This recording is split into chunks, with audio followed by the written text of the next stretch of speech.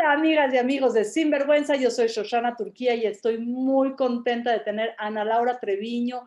Ella es psicóloga, psicoterapeuta, terapeuta del arte y nada más y nada menos que socia fundadora del Instituto Mexicano de Psicoterapia del Arte. ¿Cómo estás, Ana? Hola, mucho gusto. Muchas gracias por la invitación, Shosha. La verdad es que está increíble estar en tu programa. Muchísimas gracias. Pues bienvenida y vámonos directo al grano. ¿Qué es la terapia del arte y por qué decides abrir el instituto? Ay, directo al grano, bien dijiste.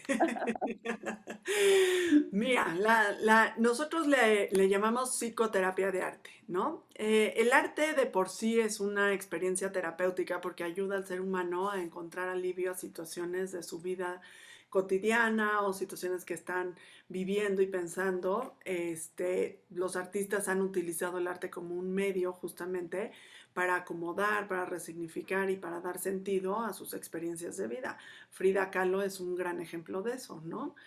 Pero ya que lo integramos dentro del proceso de la terapia, entonces hablamos de cómo lo central dentro del proceso terapéutico va a ser el arte. No es nada más la terapia hablada, en donde lo verbal es lo que se va dando, o los silencios, o diferentes tipos de relaciones, pero mucho más enfocadas en la parte verbal. Aquí tenemos un tercer elemento que es la expresión artística. Nosotros solamente nos dedicamos a las artes visuales. Hay quienes hacen danzaterapia, musicoterapia, psicoterapia corporal, el psicodrama, pero bueno, nosotros solamente nos dedicamos a las artes visuales y justamente es lo que hacemos a veces tenemos sensaciones, pensamientos, experiencias que no tienen forma, que no tienen color, que no tienen y mucho menos palabras, y lo que queremos es plasmarlas de una manera distinta que nos ayude a ir conociéndolas, a darle sentido, a procesarlas y finalmente a resignificarlas. Entonces, eso sería lo que es la psicoterapia de arte. O sea, darle forma y fondo Darle al sentido forma, estético de la fondo, vida. color, ¿no? Significado, sobre todo eso, significado. Ujú. Cuéntanos algo, Ana. ¿Tú te identificas como una artista plástica? ¿Dónde empieza la exploración personal de Ana Laura? Qué pregunta me acabas de hacer. No, no me identifico como una artista plástica. Me hubiera encantado desde chiquita entrar al mundo del arte y de hecho es bien interesante cómo nuestras familias de alguna manera nos van moldeando, ¿no? De niñas, de niños y nos van llevando pues, por los caminos que nuestros padres creen que son los que más importantes y significativos. Yo desde chiquita quería tomar clases de pintura. Tenía un tío que era pintor y que daba clases de pintura para niños y siempre quería ir con él a tomar clases, pero como que pues no se dio, mi mamá le dio importancia a otras cosas, como el inglés, como el ejercicio, como otros temas que para ella eran importantes y de alguna manera, pues no sé por qué me quedé yo siempre con esa pequeña duda, ¿no? Del arte. Y no fue hasta que por situaciones de la vida me fui a vivir a Boston, a Estados Unidos, y ahí, después de terminar una maestría en psicología, haber ya estudiado psicología, haber terminado una maestría en psicoanálisis, una especialidad en psicoterapia infantil, y ahí no tenía mucho que hacer porque pues obviamente no me dejaban trabajar, no tenía esos como todas las licencias que se necesitan y lo que hice fue meterme a clases de arte. Y ahí fue donde descubrí esta unión tan importante entre el arte y la terapia, porque el arte a la hora de empezar a pintar estaba en una clase muy abierta, no donde te decían que tienes que pintar de una forma u otra, sino más bien de saca lo que tengas. Y pues siempre cambiarte de país cuesta, ¿no? O de lugar, no importa dónde. Entonces, todo lo que yo hablaba era este movimiento interno que estaba haciendo de vivir fuera de mi país, de haberme salido, de dejar mi consulta completa, de haberme cambiado a una nueva manera de vivir y de entender el mundo. Y todo salió a través de la expresión artística. Y ahí fue cuando dije, esto tiene una relación importantísima con la psicología. Yo no había conocido, te estoy hablando de 1999, no conocía lo que era la terapia de arte, no sabía ni siquiera que existía, pero me hacía muchísimo sentido lo que estaba pasando allá adentro conmigo, ¿no? Después de 10 años de psicoanálisis y con lo que pasaba en el mundo alrededor. Y después trabajé de voluntaria en muchos lugares y en uno de ellos conocí a una persona, una chava, que era terapeuta de arte. Y ahí fue donde el mundo como que cambió, ¿no? Así como que se abren las puertas y dices, esto existe, ¿cómo? Yo quiero. Yo no sé cómo lo voy a hacer, pero yo quiero hacer esto el resto de mi vida. Y aquí estoy. Aquí estoy. Entonces, bueno, ha sido un camino largo, las cosas no son rápidas, llevan su tiempo, es como siempre digo, ¿no? Como un embarazo. Uno desde que sabe que está embarazada quiere saber si va a ser niño, si va a ser niña, quién se va a parecer, cómo va a ser, casi casi, qué va a estudiar y si en algún momento va a casarse o no se va a casar, ¿no? Y lo tienes, llevas un mes embarazada y ya estás pensando en eso. En el fondo, yo creo que lleva un tiempo enorme el convertir tus sueños realidades y la verdad es que ha sido un trabajo pues de muchísimos años. Te digo que lo conocí en 1999 y el IMPA lo fundé en el 2010. O sea, sí fue un trabajo pues de un buen rato de estar talachando, de estudiarlo, de supervisar, de aprender. Tú sabes que las que nos dedicamos al mundo de la psicoterapia, pues uno no aprende a ser psicoterapeuta de la noche a la mañana, ¿no? Se lleva, yo digo que es un trabajo hecho a mano, que se va cosiendo y se va tejiendo y se va bordando poquito a poco y que cada vez salen como estos bordados más finos y estas formas y estos colores que le dan más sentido a la profesión, pero es la práctica y es la supervisión la que te acompaña, además de los estudios que te acompañan a formarte y a hacer. Entonces, en el 2000, bueno, me regresé a vivir a México, después de vivir 3 años y medio en Boston. Viví 6 años en la ciudad de Querétaro y ahí conocí un programa de una universidad en Los Ángeles, que es la Universidad de Loyola Marymount, que venía a Querétaro, a San Miguel de Allende, a dar un programa de verano. Ese fue el primer programa de verano que trajo en el 2003 y ahí me metí con ellos y pues ya, de ahí no me sacaron nunca más.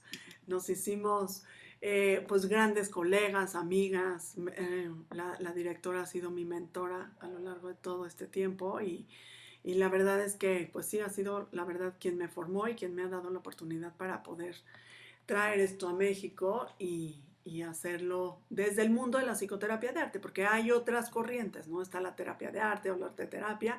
Lo que nosotros hacemos en el instituto es la psicoterapia de arte. Uh-huh. ¿Qué es lo que más te costó, Ana Laura, en estos 11 años entre que tuviste esta idea incipiente y dices, por aquí hay algo interesante que todavía no sé de qué va, hasta que fundas el instituto? ¿Cuál fue el paso más difícil? Creer en mí y en que lo podía hacer, yo creo, ¿no? Como que siempre te da el gusanito de sabré suficiente, estaré capacitada. Obviamente quería hacer las cosas bien y con mucha información y con mucha formación. Entonces, sí, o sea, como no se trataba de nada más abrirlo por abrirlo, sino de hacer algo que estuviera bien sustentado y que tuviera la fuerza necesaria para que la gente confiara en mí. Pero pues para que eso pasara, lo primero que tenía que hacer es yo creer en mí, ¿no? ¿Cómo le ¿Y hiciste? cómo le hice? Esa es la pregunta, ¿verdad? Fíjate que sucedió que en el 2009 me invitaron de maestra, de asistente de maestra, bueno, maestra invitada, le dicen assistant professor, a la Universidad de Loyola.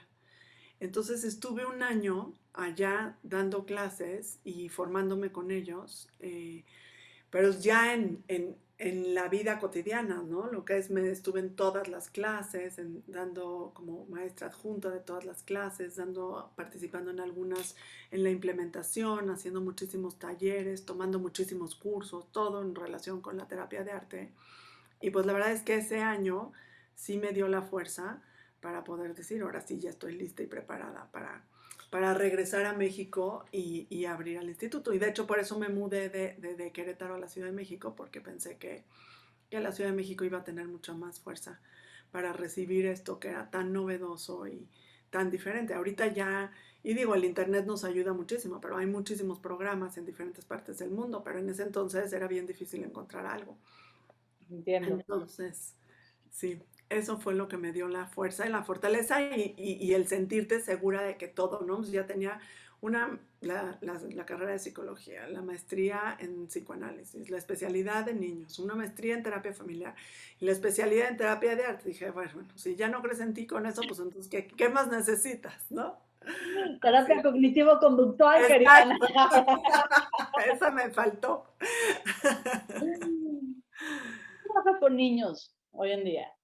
Hoy trabajo con niños, no he dejado de trabajar con niños. Yo pensé que cuando tuviera hijos, que así yo veía a todas mis maestras que conforme pasaban los años dejaban de trabajar con niños y la verdad no, me encanta trabajar con niños. Es un espacio de magia, un espacio de mucho aprendizaje para mí, de mucha entrega, donde pues estás con los seres más vulnerables, ¿no? De las diferentes etapas del ser humano. Creo que los niños son los más vulnerables en situaciones que muchas veces no son nada fáciles, con temas bien difíciles para trabajar y generar esos vínculos a través del arte y del juego que nos ayuden a acompañarlos en sus procesos, a darles significado, a darles nombre, a darles orden a sus experiencias. Los niños yo sí creo que han sido incluso ahorita, un poco de los más olvidados emocionalmente, ¿no? Aunque ahorita hay una cantidad de programas y de redes sociales y de cosas para los niños, siento que en el fondo, en el fondo, en el fondo, a la hora de hablar de temas fuertes, concisos, de temas que son incómodos para los adultos, a los niños es con quienes menos se habla, ¿no? Y con quienes menos se nombra estas A cosas. ver, Ana Laura, entremos en ese espacio de preguntas difíciles, de temas concisos y concretos,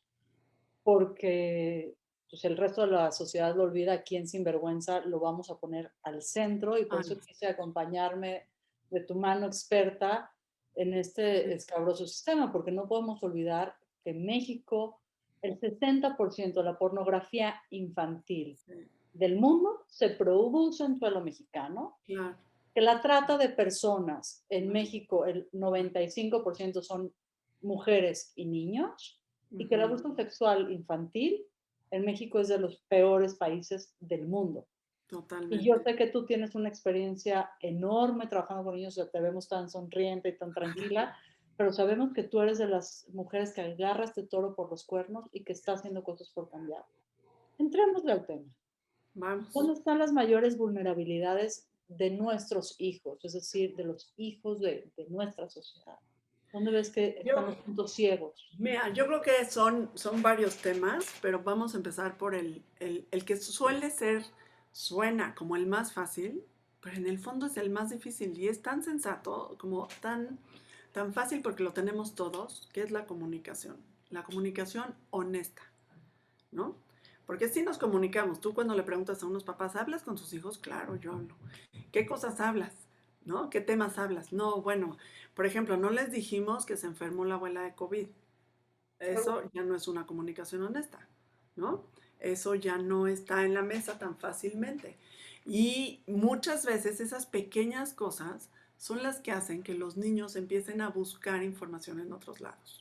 No van a ir a buscar a las redes sociales qué le pasó a la abuela, pero le pueden preguntar a un tío, a un primo, a la persona que nos ayuda en casa, a otras personas porque saben que sus papás no van a contarles la historia. ¿No? No digo completa, porque no siempre les contamos la historia completa y eso depende mucho de las edades, pero hay quienes no cuentan ni siquiera la historia. Que una enfermedad terminal. Los niños son los últimos en enterarse y son los primeros en vibrar qué es lo que pasa en la familia cuando hay una enfermedad terminal. O una enfermedad que no sea terminal, pero que sea significativa y importante para la familia, ¿no? A los niños generalmente nos tardamos en contarles las historias de nuestras familias, porque nos da miedo, porque no sabemos cómo, porque nos incomoda como adultos, porque sentimos que nos vamos a poner a llorar, porque sentimos que vamos a estar temblando cuando nos estén preguntando cosas que no vamos a poder contestar. Y entonces entra aquí un juego muy interesante que es la parte de ser fuertes. ¿No? Como papás y mamás queremos ser fuertes para nuestros hijos, queremos mostrarles esa capa de Superman o de la supermujer y queremos decir nosotros te vamos a cuidar y te vamos a proteger de todos. Pero escondemos nuestra vulnerabilidad y lo que en realidad le estamos mostrando es una máscara, porque todos los seres humanos somos fuertes, pero también somos vulnerables. Y cuando pasan cosas en nuestra familia, no nada más está la fortaleza, aparece la vulnerabilidad y los niños lo ven, lo sienten, lo vibran, pero no lo pueden nombrar porque los papás no lo pueden nombrar. Entonces, cuando viene la pregunta, ¿qué le pasa a mi papá que se enfermó? O por ejemplo, perdió un trabajo. No, no, lo que pasa es que ahorita tu papá está trabajando desde casa. No vamos a decirle porque no le vamos. Pero ven al papá preocupado, pero ven al papá enojado, pero ven al papá desesperado, pero ven la dinámica de la familia cómo cambia y se dan cuenta que no es que esté trabajando desde casa, que pasa algo raro, pero no saben qué es. Y entonces ellos, a través de su fantasía, empiezan a hacerse sus propias historias, que muchas veces son peores que las realidades.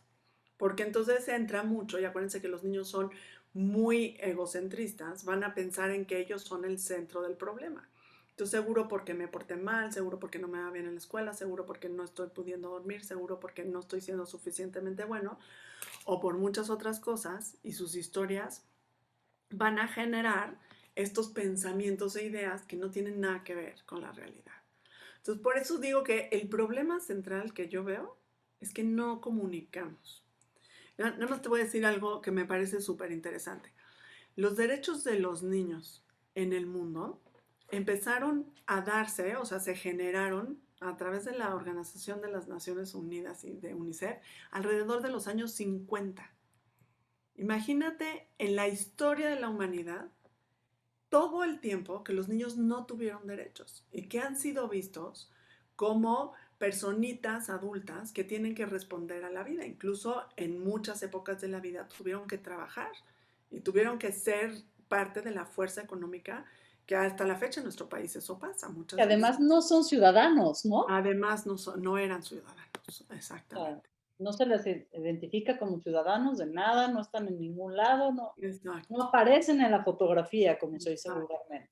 A ver, Ana exacto. Laura, ayúdame a encontrar como los puntos claves para tener una buena comunicación, porque creo que también la comunicación es una barrera protectora contra Totalmente, todas las demás vulnerabilidades, totalmente, ¿no? totalmente. Porque creo que pueden entonces decir, oye, no tengo yo todos los recursos, pero tengo los adultos que sí los tienen y hacer estas redes. ¿Cuáles Claro. son estas ideas como fundamentales para tener una buena comunicación con nuestros niños? Híjole, y es que esto, por eso te decía, imagínate si no tuvieron estos derechos durante tanto tiempo, ahora sí que a nivel colectivo la humanidad nunca le ha dado el lugar, ¿no? El nombre y la comunicación a los niños por eso.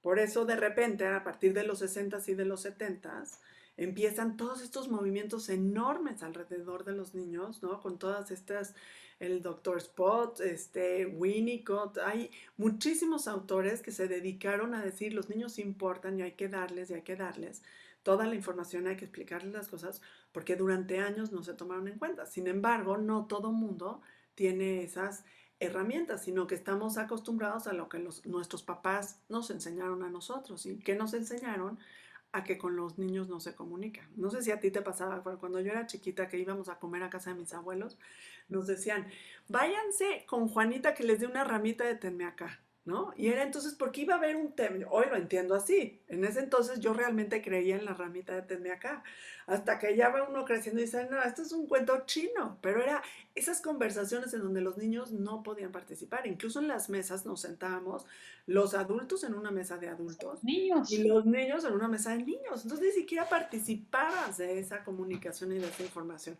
Entonces, pues una parte es la historia, ¿no? Otra parte es nuestras familias, cómo crecimos, cómo nos enseñaron a que se comunicaba con los niños o no. Y otra parte es lo que a lo largo de la vida nosotros, papás, mamás, hemos ido o maestros aprendiendo a lo largo de nuestra vida de decir, no, a los niños hay que comunicar y a veces todavía me pasa que una vez hace muchos años me tocó, por ejemplo, ir al funeral del papá de unos niñitos que yo estaba viendo. Y el abuelo decía, no les vamos a decir a los niños que se murió su papá hasta después, ¿no? Porque así no es. Cuando a mí me pasó, mis papás, mi mamá nunca me dijo nada y así tiene que ser. Eso es como la historia. Y romper con eso fue fuertísimo, porque era de, no, tenemos que hacerlo diferente, porque sí hay que decirles a los niños que pasó esto, ¿no? Este señor se murió de un infarto y pues fue de un segundo a otro que esto pasó. Entonces sí fue una sorpresa para todo el mundo, los niños estaban muy chiquitos, nadie sabe qué hacer en esos momentos y muchas veces te hablan a ti como psicóloga, como terapeuta para ayudar a intervenir, pero entonces hay creencias familiares que están puestas que son bien difíciles de romper y tampoco es que tú vayas a llegar a decir sí tenemos que hacerlo así, pero buscar la forma en la que les demos información para que sepan que hablar con los niños de temas difíciles es importante. ¿Que nos va a incomodar? Sí. Y esa es la primera barrera que tenemos que romper, la de la incomodidad. Como adultos, de decir, no me siento cómoda hablando de esto, pero no importa, para mis hijos es mejor que sí hable a que no hable de esto, ¿no? Yo te diría eso, la incomodidad en la pareja. A veces mamá quiere decir algo o papá quiere decir algo y el otro dice, no, no, no, este tema no, porque yo no sé ni cómo decir. Por ejemplo, la menstruación con las hijas. Generalmente ese tema lo hablan las mamás y los papás, no, ese tema yo no, y es un tabú. Y entonces se vuelve también un tema enorme que no se toca porque, pues, es como, ¿por qué tendríamos los hombres que hablar de eso, no? Cuando en realidad, pues, podría ser algo mucho más abierto. Yo sé que depende de cada familia y de cada, como sistema de creencias, pero en realidad no necesita ser un tema tan tabú, ¿no? Es decir, lo que nos estás invitando es a proporcionar, ¿no? La proporcionalidad estoy hablando de Sí. los temas, ¿no? Ujú, ujú. Yo me acuerdo, yo iba con unas amigas en el súper, cuando no había sanas distancias, me volteé con mi hijo, que en ese entonces tenía como 10, ¿no? Le dije: "¿Me traes unas toallas sanitarias y unos tampones?". Y mis amigas así, ¿Cómo? o sea, no le Claro. pedí que cazara un cocodrilo con sus Exacto, manos, ¿no? exacto, exacto, exacto. Pero hay Y ahí es temas que tienen otra proporción. Te donde escucho. se da justo la honestidad emocional. ¿Cuál es el mensaje que le estás mandando a tu hijo? En mi casa se puede hablar de todos los temas. Eso es ser honesto emocionalmente. No me van a gustar algunos, seguro. Me van a incomodar algunos, definitivamente. Pero con todo y eso, se vale de que hablen de lo que tengan que hablar. En la mesa de mi casa se vale hablar de todo. Estamos hablando de temas que son pequeños y Ajá, el silencio los hace grandes. Ahora quiero ir al ejemplo al revés. ok. Los temas que son muy Bueno, grandes y que el silencio ¡pum!, hace que como si no podemos hablar existieran. del abuso sexual, ¿no? Empecemos por ahí, Ana Laura, porque es un tema que pasa en una de cada dos familias.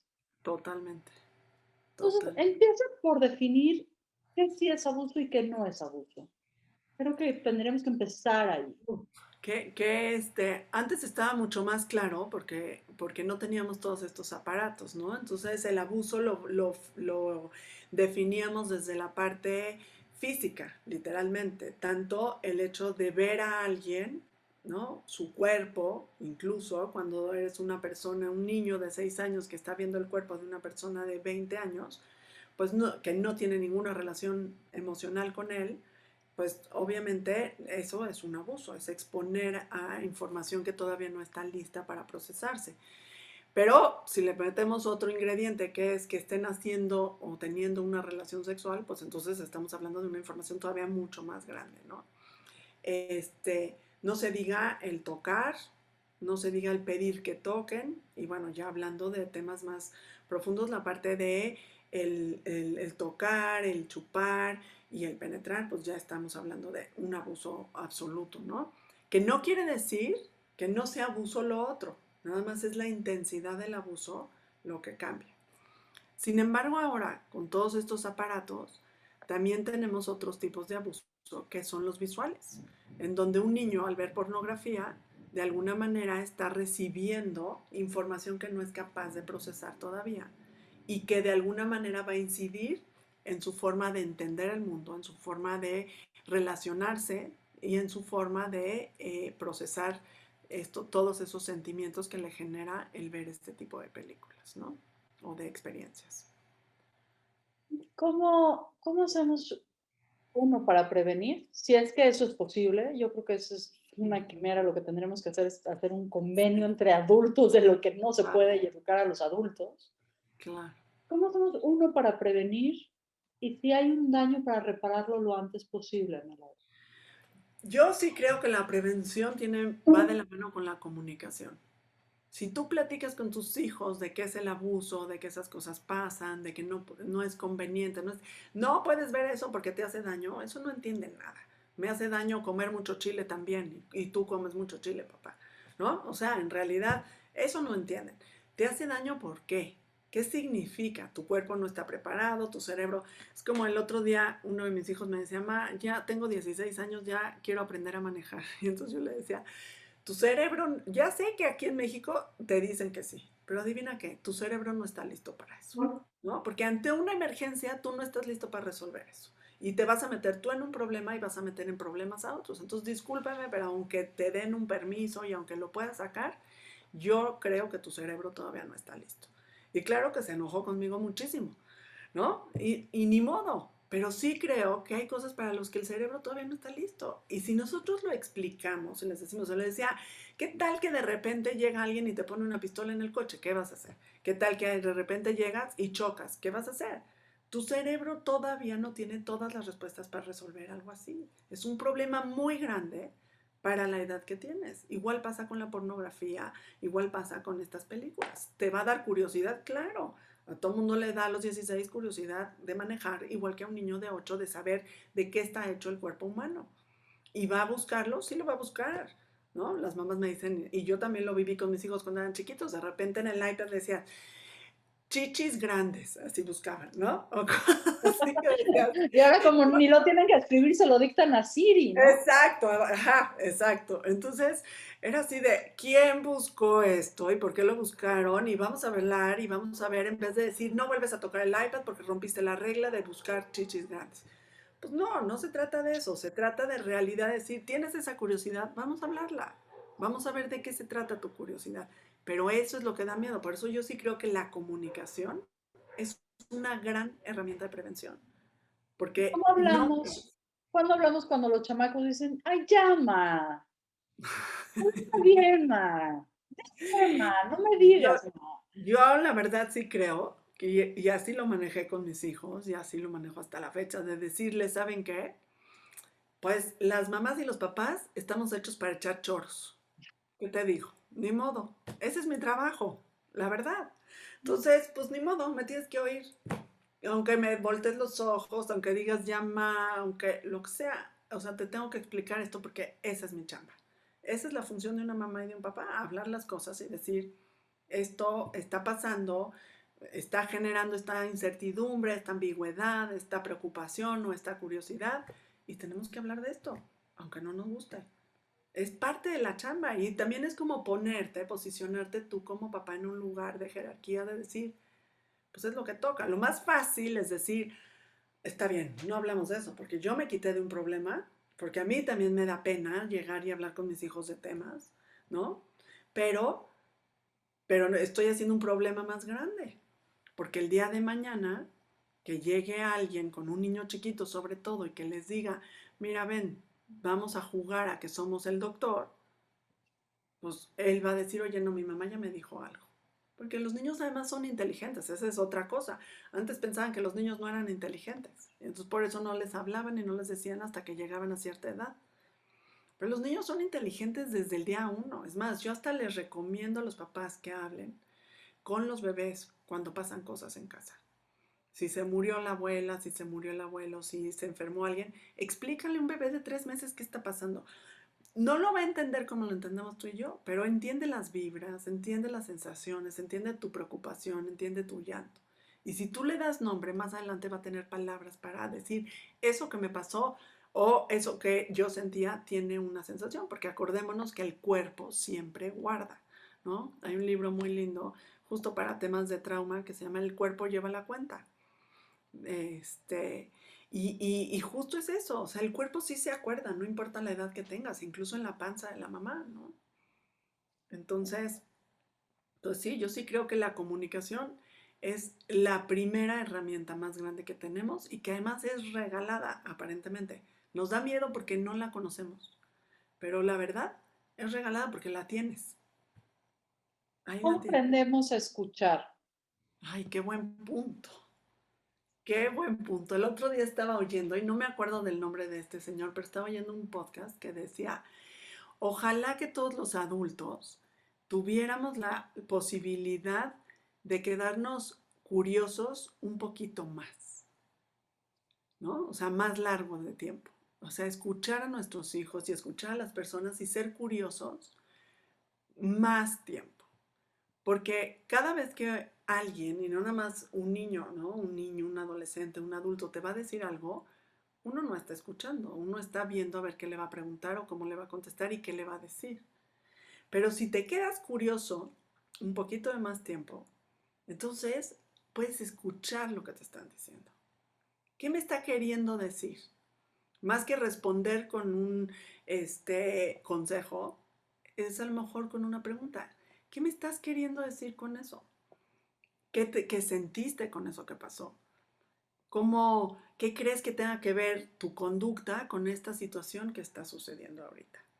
¿Qué te está, qué te enseñó esto que te sucedió? En vez de decir, te dije que no tenías que hacer eso. Porque eso, ¿qué le enseña al niño? No le enseña nada. A nosotros medio nos da paz, pero lo va a volver a hacer. Pero sí creo, esto de escuchar tiene que ver, y me encantó esa frase de, quédate curioso un poquito de más tiempo antes de contestar. ¿Y qué hacemos cuando nos están contando cosas que nos sacan completamente del centro? Y no estoy hablando solamente de abuso sexual, que es un No. tema que además tienes tú como mucha experiencia, sino dejamos cosas menos impactantes, pero como mamá nos da el shock, ¿no? Por ejemplo, mi hijo invitó a unos amigos y se les ocurrió por curiosidad robarse una cerveza, ¿no? Y bueno, yo ya estaba hablándole a Alcohólicos Anónimos, pero mañana mismo los meto a Oceánica y pasado, ¿no? Quité todas las botellas de alcohol de mi casa como si nunca hubieran estado ahí. Y me di cuenta que era una estupidez, ¿no? Porque Claro, además después me enteré que ni fue mi hijo, ¿no? Que la curiosidad vino de un amiguito donde toda su casa es todo restricción. Digo, en mi casa, por ejemplo, cocinamos un montón los asados con los vinos y con la cerveza claro, y es algo que está ahí, claro, pues, ¿no? Y jamás yo había tenido un problema.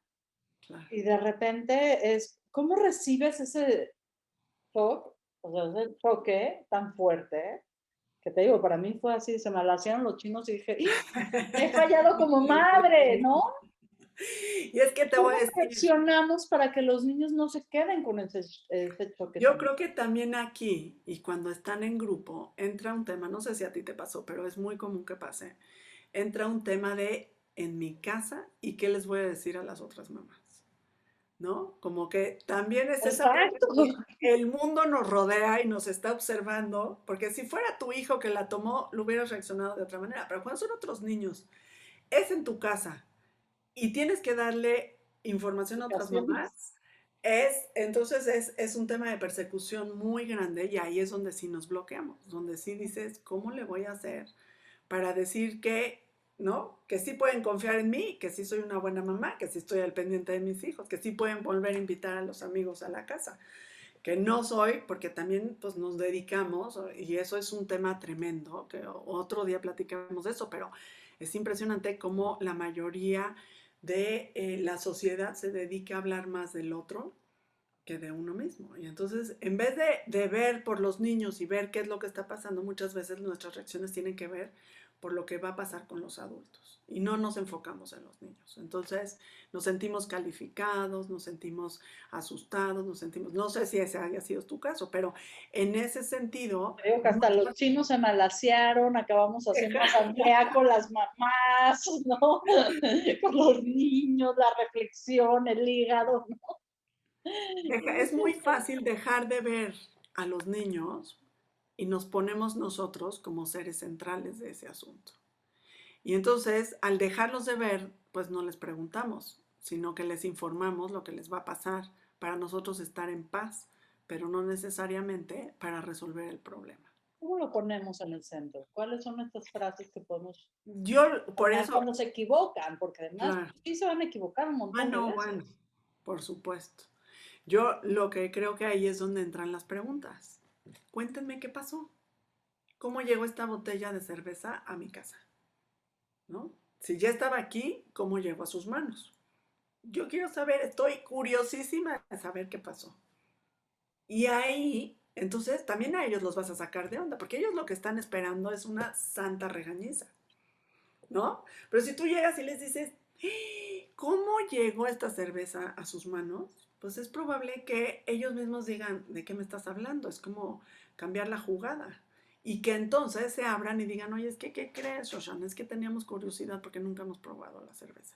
Y en mi casa no me dejan. Y entonces entra una conversación, ¿no? Que yo sé que no es fácil y a todos, no, a todos nos ha tomado por sorpresa ese tipo de cosas, que claro que lo primero que sale es el sermón y el regaño y todo esto.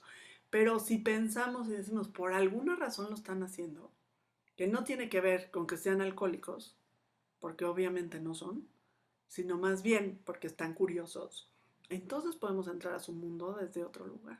Igual que con la sexualidad, un niño que está jugando con otro niño en temas sexuales, no es que sea un pervertido, tiene curiosidad. Pero si llegamos y lo regañamos, en su cabeza va a ser soy un pervertido. Pero si llegamos y le preguntamos, a ver, ¿cómo salió todo esto? ¿Qué pasó? Seguro estaban curiosos, ¿no? Yo con los niños que he trabajado que llegan conmigo por un tema de sexualidad, justo les digo, seguro tu cabecita estaba llena de curiosidad. Estás en la edad de tener curiosidad. Bueno, y además no hay edad para la curiosidad, porque todos tendríamos que ser curiosos siempre. Y la curiosidad te lleva a conocer cosas. A poder estar en el mundo en el que estamos hoy ha sido a través de la curiosidad de otras personas, ¿no? Me encanta esta frase tuya y la voy a marcar, ¿no? No hay edad para la curiosidad. No. A ti, Ana Laura, qué te mantiene curiosa? ¿Qué temas todavía te Ay, emocionan? no, pues es todo un tema. Justo ahorita estoy estudiando mi doctorado y justo lo empecé a estudiar pensando justo en esa pregunta curiosa de decir cómo la terapia de arte es aplicada y si es diferente su aplicación en América Latina que a otros países, ¿no? Es como decir, tenemos que tener algo diferente, o sea, no puede ser igual porque no somos iguales, ni tenemos la misma historia, ni tenemos los mismos contextos. Entonces, es esta parte de decir, hay algo diferente, vamos a buscarlo. A lo mejor no, a lo mejor sí, pero yo sí creo que la curiosidad es lo máximo que nos puede pasar a los seres humanos.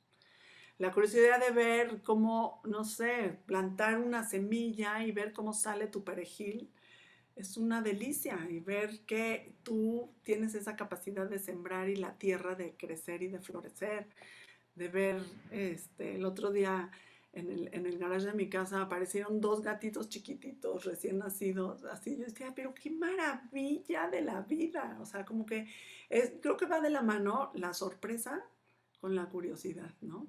Dejarse, seguirse sorprendiendo de la vida y ser curioso y preguntarte, ¿no? No sé, a mí me impacta cómo puede llegar o volar un helicóptero en Marte. O sea, es algo que dices, ¿cómo le hicieron para hacer eso? Me encantaría entender, no soy nada buena para entender eso, pero me encantaría entenderlo. Es increíble, ¿no? Desde las cosas más sencillas hasta las cosas más grandes, creo que el ser humano no puede dejar de ser curioso. Y lo estamos matando esa curiosidad, la verdad. Sí Pues la hay que estamos echarle matando. gasolina a través de buenas preguntas. Hay que Exacto, por echarle eso las te buenas digo, preguntas. Eso es fundamental de lo que nos has enseñado. fundamental. Y yo creo que en la escuela es algo que tenemos que fomentar muchísimo. No hay buenas respuestas, hay buenas preguntas y hay respuestas a esas preguntas que a lo mejor no van a ser las correctas, pero que te van a llevar a hacerte otras preguntas, ¿no? Creo que eso es lo que al ser humano lo alimenta todo el tiempo. El, Ojalá el, nos hiciéramos curiosos profesionales y aprendiéramos a preguntar, no a responder. Ana, Ana Laura, sé que se nos está acabando el tiempo, pero no quiero que te vayas sin que contestes la pregunta clave de este a hoy. ver, va. Ana Laura Treviño, ¿cuál ha sido tu acto más sinvergüenza? Mi acto más sinvergüenza. Ay, ahora sí me tomaste por sorpresa, ¿eh? Mi acto más sinvergüenza. No, seguro he tenido muchos.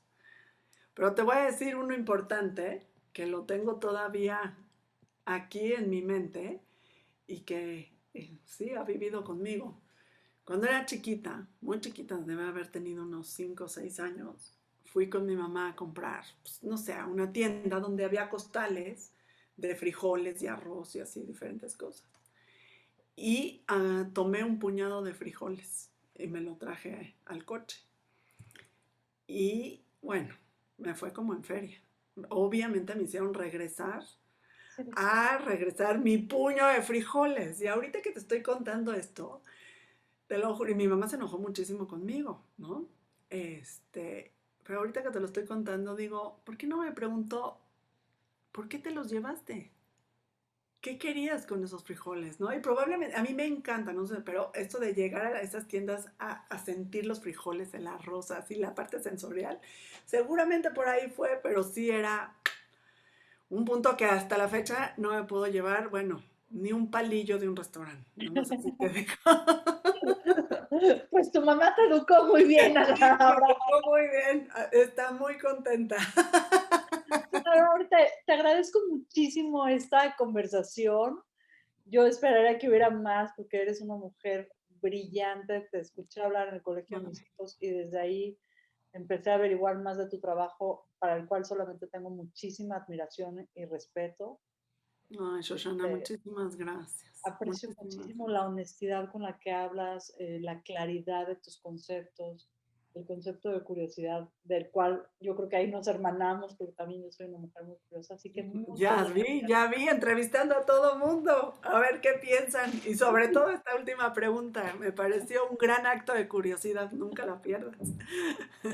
Muchas gracias y también muchísimas gracias a todo el equipo de Radio 13 Digital, que son mis ángeles guardianes que nos suben en todas las plataformas. Nos tienen en Facebook, Twitter, Spotify, Apple, Deezer, en todos, menos en Tinder y en Uber. Ah, Pero no, ahí estamos. ahí no Ahí queremos estamos. estar. Síganos a donde les guste escucharnos. Yo soy Shoshana Turquía y esto fue Sinvergüenza. Muy buenas tardes. Gracias.